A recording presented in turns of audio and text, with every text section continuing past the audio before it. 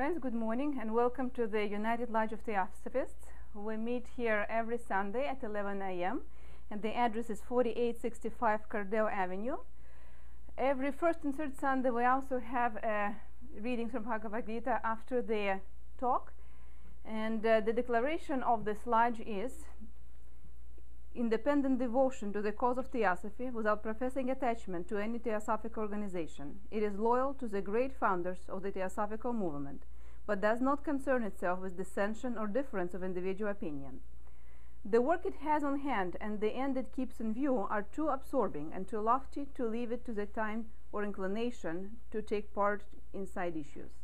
That work and that end is a dissemination of the fundamental principles of the philosophy of Theosophy and the exemplification in practice of those principles through a true realization of the self and profounder conviction of universal brotherhood. Today's talk is on karma and reincarnation, and the reading is from Karma and Reincarnation by Ms. Blavatsky. From the remotest antiquity, mankind as a whole have always been convinced of the existence of a personal spiritual entity within the personal physical man. This inner entity was more or less divine according to its proximity to the crown.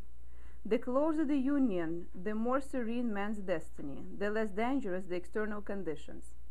This belief is neither bigotry nor superstition, only an ever-present instinctive feeling of the proximity of another spiritual and invisible world, which, thought it be subjective to the senses of the outward man, is perfectly objective to the inner ego.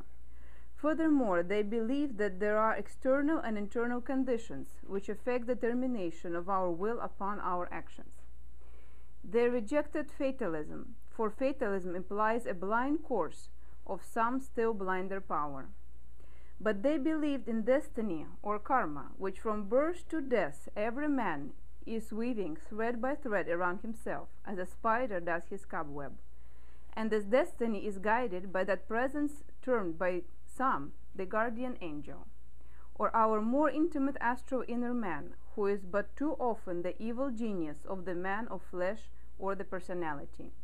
Both this lead on man, but one of them must prevail, and from the very beginning of the visible affray the stern and implacable law of compensation and retribution steps in and takes its course, following faithfully the fluctuating of the conflict.